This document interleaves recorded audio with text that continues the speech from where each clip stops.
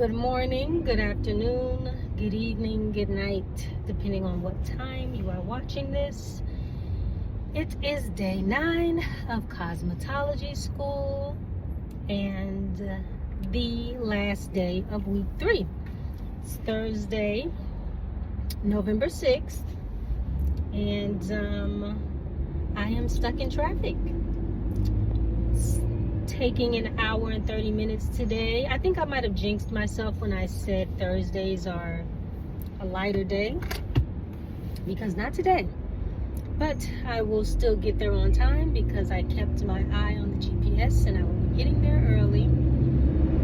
But I'm excited about today. We'll be learning pedicures and things around that. So I'm not sure what all we'll be learning about pedicures. I know that there's probably more to just slapping polish on somebody's toes. Yesterday we went over just cleanliness. So I think cleanliness and hygiene is definitely going to take a huge toll on today's lesson. But I'm excited. I'm excited about that. I'm excited about it being the last day. This week has been tiresome. I think everybody might just hit a wall when it comes to school. Not a wall when it comes to learning, but the excitement around going to school every day. It's like in the beginning you get the new school jitters, and then you're like, all right, I gotta go to class. Or all right, I gotta go to work. I gotta drive all the way here. I gotta clock in. I gotta do this. I gotta do that. So, yeah, I am feeling the weight of travel, because for the past 2 years, 3 years, 4 years, I've worked from home since the pandemic, honestly. And even before that, I was working from home because I always did hair from home, because I mostly did braids and locks. So you don't really need a salon environment for that. The girls come with their hair washed, and you just get to work. You roll out of bed, wash your face, brush your teeth, have breakfast, and then you go into the next room and you do hair. So that's just kind of how my setup has been. And when I'm acting, going to set, usually there's a driver given to you, because I haven't worked in LA since I've been here. All the jobs I've booked have flown me out of the state.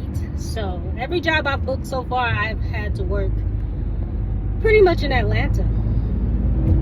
So I either had a driver picking me up for set every day, or I was driving to set and the drive was like 15-20 minutes. They usually put you up somewhere close to where you're going to be working. So I haven't really felt the brunt of traffic.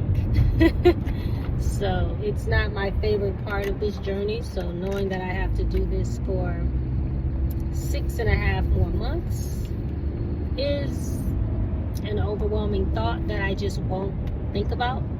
It's just something that you just got to get up and do. And even now, the salon I work at is literally a 2-minute walk from my apartment. So I don't even drive. I literally grab my bag, I walk out of the door, next door is the salon. So I have practiced creating some type of convenience around my work life, mainly because I have a baby now. So being able to be close to home and close by him, a skip and a hop away, or literally the next room away, has been something I have appreciated. So the drive is tough. Yesterday I went home, I took a nap, and then woke up and went to the salon to find out I had a no-show. I hate no-shows. I get things happen, but unless you're dead or someone's in the hospital, sending a text saying you're not gonna make it is like the least you could do. It's like the least you could do as a person. I don't think people realize that hairstylists have lives. They have things that they're doing, things that they'd rather be doing other than doing your hair. So if you're not gonna show up, just send a text. Just go into the system and cancel. That's the least you could do. If you go in the system and cancel, good, cool, I know you're not coming. But don't go back and forth texting, okay girl, see you on Tuesday. Somebody follows up with you Tuesday night, you don't respond. Or Monday night, you don't respond. And then the stylist is like, well, maybe she's still gonna show it. Because I do have clients that just don't respond to confirmation texts. That's annoying too, because if I text you asking you if you're gonna make it, just text back and say, yes, I'm gonna be there. Or click confirm when the website sends you a text. Like, it's like with the hair world, women are very uncommunicative. Unless they are communicating about what they want and what they don't want done to their hair. They'll over communicate when they don't want something done to their hair. But when it's time to confirm an appointment or confirm the price, crickets. So that's frustrating. So this was a style that was supposed to take probably 4 hours. It was box braids. I was already exhausted from class, which is why I'm not scheduling any more appointments after school. It's done. I'm gonna come home, I'm gonna rest. And because I was taking a nap, and my nap probably would have been longer, but I got up. I had a massive migraine, but I still got up, took me a Tylenol, and was like, I'm gonna go get this girl's hair done. And then I show up 15 minutes early, and then I'm waiting. 3:30 hits, client isn't there. I usually give them a 15-minute grace period, so I'm like, okay, I'm not gonna rush. You might walk through the door at 3:35, then 3:38 hits, and I'm like, then 3:40 hits, and I'm like, and then 3:45 hits, and then I text, hi, such and such, just wanted to confirm our appointment for today at 3:30. You're running 15 minutes late, but I just wanted to check to make sure that you're still on your way. No response. 3:50, no response. 3:55, I am packing my bags, getting ready to go home. Luckily, like I said, it's only a 2-minute walk home, so that's convenient. But what if I drove 30 minutes to get there? I would have been pissed, and that would have been very effed up for you to be a no-show as my only appointment for the day, and I just drove 30 minutes to get to work. Or for some people, an hour to get to their salon, and you're just not going to show up. But the website that my salon owner uses, I use her website to book appointments at her salon, and my own website for my own clients at home. Her website takes people's credit cards up front, and we listed her as a no-show, and it charged her a little bit for all the service. So I still got paid. So I guess that's a win. I got paid for doing nothing. But that's not how I want it to be. I don't want to charge you for the entire appointment when you didn't get your hair done. And you would have saved a lot more money by just communicating that you're not going to be there. But instead you got charged full price for no reason. And she's probably going to go back and dispute the bank, and women do that a lot. Some women will get their hair done, and because they don't like it, they'll dispute the charges with the bank. That's why I tend to do cash only or Zelle, because you can't refute that. As opposed to credit cards and debit cards, that's when it gets real murky. But these are the lessons you learn as a hairstylist working in the business, and just learning how to conduct business. It is very difficult sometimes to communicate with people, and it's an evolving craft. It is a craft. Communication is indeed a craft that you have to constantly evolve and get better at. But sometimes you're still going to run into hiccups. I've been doing hair since I was in high school, middle school. Professionally, I'd say college. College is when I was actually charging people middle school and high school, I was just doing braids for my homegirls for free because I just loved braiding. And then I realized, girl, I've been doing your hair for 8 hours. You better give me something. So here we are. But yeah. So yeah, I have nothing else. I have nothing else for the morning. I still have about 30 minutes left on this ride. So I'm going to get back to listening to my podcast and just kind of meditate over the day and just figure out what it is I want to do. I still don't have my kids, so I don't even know how I'm going to get pedicures done. But maybe they'll give me a few things to use. If not, I will be finishing my mannequin today. I gave her a trim yesterday. Her name is Mary. And I gave her a trim yesterday. So today I would like to just focus on flat ironing her hair to get it silky bone straight. So that's my goal. So one thing I realized is that even though the class may have something prepared for you, you're probably only working on that actual thing for about an hour, and then you still have an hour left of class. So unless you want to be bored and sitting around, you probably should always come into class with an intention, with something you want to work on, with something that if, for instance, the teacher gets stuck in traffic or gets into a car accident, God forbid, and she can't make it, what are you going to do for the day? Do you have plans? Is there something you want to work on? Is there something you want to get better at?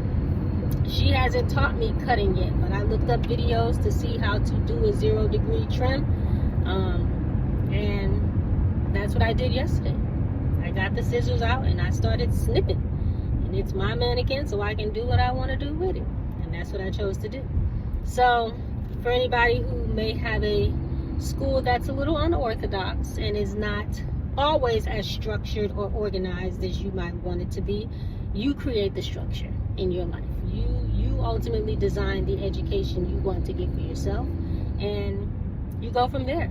And that's ultimately what your career is going to be about, because once you graduate, ain't no teacher about to hold your hand and help you apply for jobs or help you get clients. Granted, I already have a clientele and I already have a job, so this is just going to help me at my job currently. So I'm not in the same position as other licensed cosmetologists who may be going to the school to get connections and to hopefully get job placement. I already have a job, which is amazing.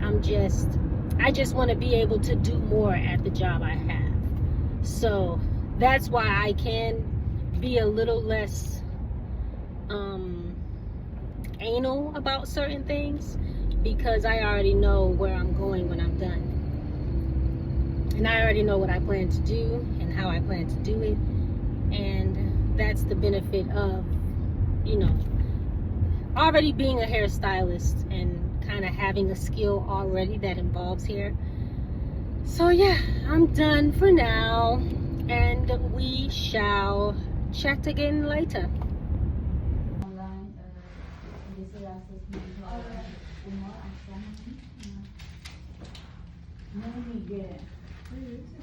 Hello, and that is a wrap on day 9, I believe. I hope it's day 8 or day 9. I'm so confused with what day it is. It's day 9. It is definitely day 9, week 3, Thursday, November 6th. Yes, looking at the clock. And that is a wrap. For any of you who wonder why I am pumping and why I pump, I'm really just trying to maximize on the amount of free time I have. I am in traffic on the way home, but because class is 4 hours and I leave an hour before I go to school, I usually pump during my break at school, and then I have to pump on the way home, because TMI, by the time I get out of class, usually about an hour prior, my breasts are full of milk and they start to become engorged, and that is a painful process for any woman out there who is a breastfeeding mom. You know that when you're around your baby, you're nursing probably every 3 to 4 hours. So if you are gone for your baby, away from your baby for more than 3 to 4 hours, you need relief. And you have to pump, otherwise your boobs start to leak onto your shirt, onto your clothes. And it's also a very uncomfortable and painful process. So because I have a 30-minute ride home, it takes about 15 to 20 minutes to pump. I pump on the way home so that I can relieve the pain. And this is usually the milk that I use for the next day. So this will be my baby's bottle first thing in the morning if I'm not there to nurse him. Or it'll be his bottle for whatever. I'll just stash it in the freezer. So yes, I'm not just doing this because it's cute and fun. It is a necessity. Enough about that. Today was a very, very, very busy and active day. A lot happened. I have tons of meta footage to show you. I'm doing my Oprah, my Oprah shout. But yes, today we went over pedicures. We went over disease control and trying to minimize the spread of disease. We talked about that in regards to giving pedicures and making sure that we are doing our CAD, checking for cuts, abrasions, and diseases, and that a lot of diseases and funguses are spread through the feet. I'll be honest, pedicures is not something I plan on offering ever. It's not my thing. It's not my thing. I actually gave a pedicure today. And that was a fun experience. We went through soaking the feet in water, and what did we do next? We cleaned out the cuticle area, lifted the cuticles, cleaned that out real good, got the dirt out of the feet. We did the scrubbing the calluses, getting any calluses off there, off those toes.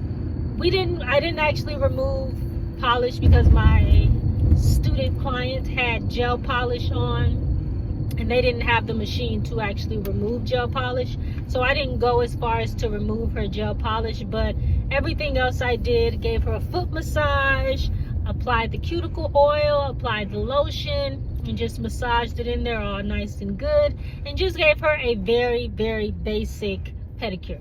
And then she returned the favor and gave me a pedicure as well. So that was our lesson for the day. A lot more specific details were in the book. I was able to get some footage of the book because I don't have my book yet, but I just got access to the online version of this school, the hybrid, where I'm actually hybrid now. So I'm gonna go home and I'll probably log in tonight once I get settled and just get acquainted with the website. And I'll try to get a chapter done today, tonight, and tomorrow. I'm doing hair tomorrow. I have a retwist, a lock retwist and style for a male client, and some kinky twists. So that'll be my full day tomorrow. So only one head on Saturday, one head on Sunday. So, and those are 2 retightnings. One retightening on Saturday, one retightening on Sunday. Oh, and a braid down for a wig on Sunday. So between all those, I'm going to try to find time to study and just complete at least 2 chapters. They want us to complete 2 chapters a week. Technically, this is week 3, so I'm technically behind. But they say I don't have to worry about that. I can catch up whenever I catch up, even if it's a little bit behind graduation date. But the goal is to catch up. So I'll probably try to do 3 chapters this weekend. It really just depends on what it's looking like. I'm sure maybe the first few chapters are simple, but I don't know that. But the ebook version is online, so I'll do some meta, or maybe some type of screen recording just to show you what the online version of the school looks like. But yes, that's what I did today. After doing pedicures, we went into, I installed perm rods into a mannequin's head, And this was for the purpose of prepping the client's hair for a perm. Perms is something we're going to be doing next week, so I'm interested to see how to do a perm, because as a black woman, we just don't do perms. I don't know, maybe there are some black women out there that get actual perms, which is where you curl your hair, but that's just not something I have experience with. I'm used to the perm, aka relaxers, that black women tend to get to straighten their hair. I had a relaxer when I was 16. Ended up big chopping it off when I got to college, so I probably only had a relaxer for about 4 or 5 years. And so that'll be exciting to see how that process actually works. And I do not have my key with me. But yes, so that is what I ended up doing, installing the rollers to prep for that. And then I was able to shadow a student with doing a trim on an actual person. And it was nice because like I told you, I've been watching the Brittany Alexis videos, and being able to put those 2 and 2 steps together is nice. To see Brittany Alexis show us how to trim on a mannequin. And even though I was watching trims pretty much all last week, it was just nice to see it again on an actual person, because I feel like it's all starting to click for me as far as trimming, cutting, and things of that nature. So that was pretty much the day. I feel like this week has been very busy, very active, and I feel like I learned a lot this week. I feel like I got a lot done, and I feel like I'm just in the flow of things.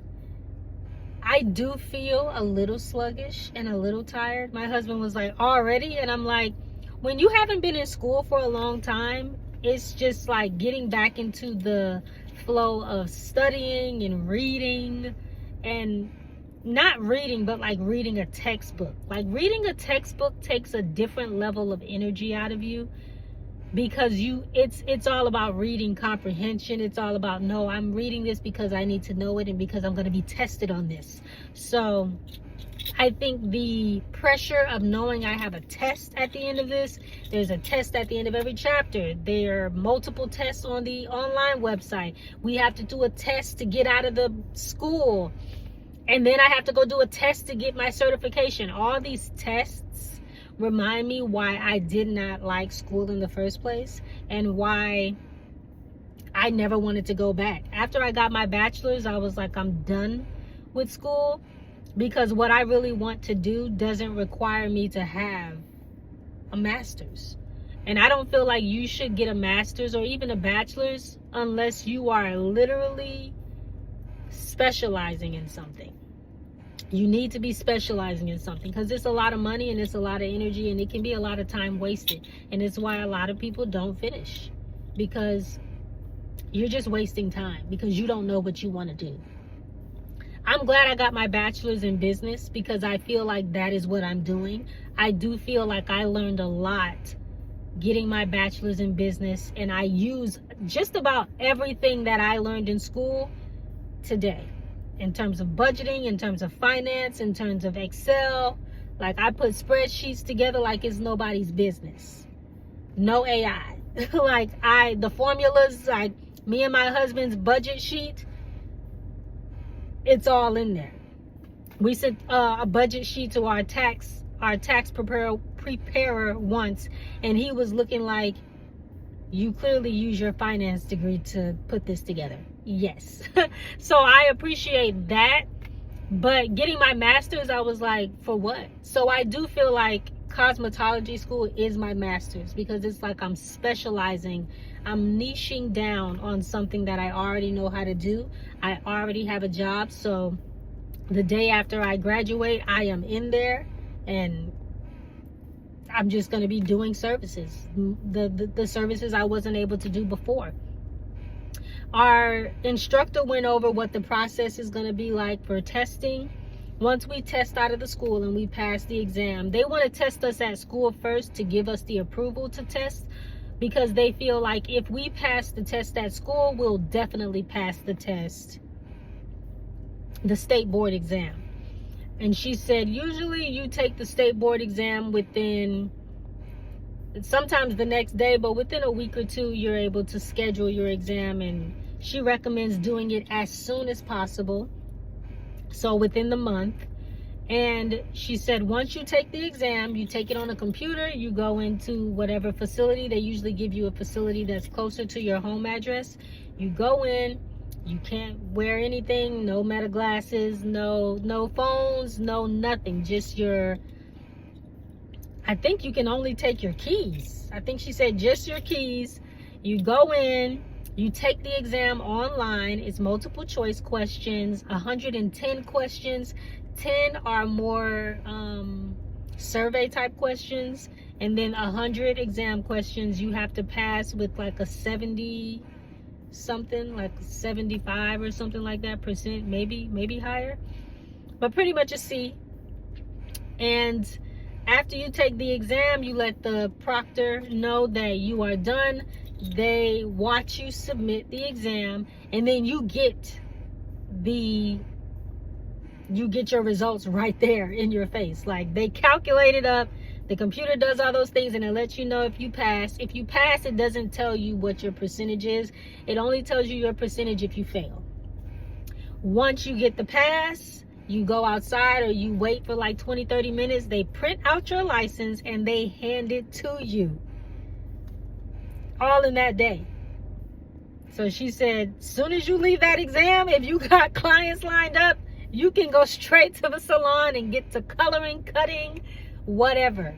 So that was exciting to me. And she said all her students have passed on the first try, but I am going to study my ass off because I want to pass the first time. I don't want to be dealing with no going back and paying $120. It costs $125, by the way. It's not free. So I'm not trying to give the state any more of my money. So I want to make sure that I pass it the first time. But it was good just for her to give us the rundown of what that process is like, because I just like to know. I like to know what I'm getting into. So that was exciting to hear that. And that's it. That is the week. Next week is week 4, and it will officially be a month in school. And the time has been flying by.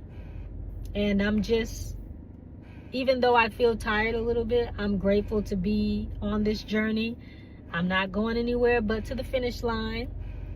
And I'm going to thug it out for the next 7 months. I do feel like this journey is going to go by quickly. I've spent 7 months doing other things that just sped by. So, and that's just 7 months of my life. Just seven to be dedicated, to be focused, to give it my all for a lifetime of financial possibilities, financial growth, financial independence, which I do feel like I already have, but just being able to further that for myself, for my family, to set an example for my son. I want to maximize on what it is I'm doing in life while I'm here. So, another thing, she said you renew your license every 2 years. After that, it's $50, but you don't have to do anything. You don't have to take a test every 2 years. You just have to renew. I guess kind of like your driver's license. So that's nice. But that is all. I am going to get inside, have some lunch, and probably put baby down for a nap, because him and dad are probably somewhere around here running around playing. But if you're still here, thank you for listening and being with me on this journey. And if you're on the same journey, good luck to you.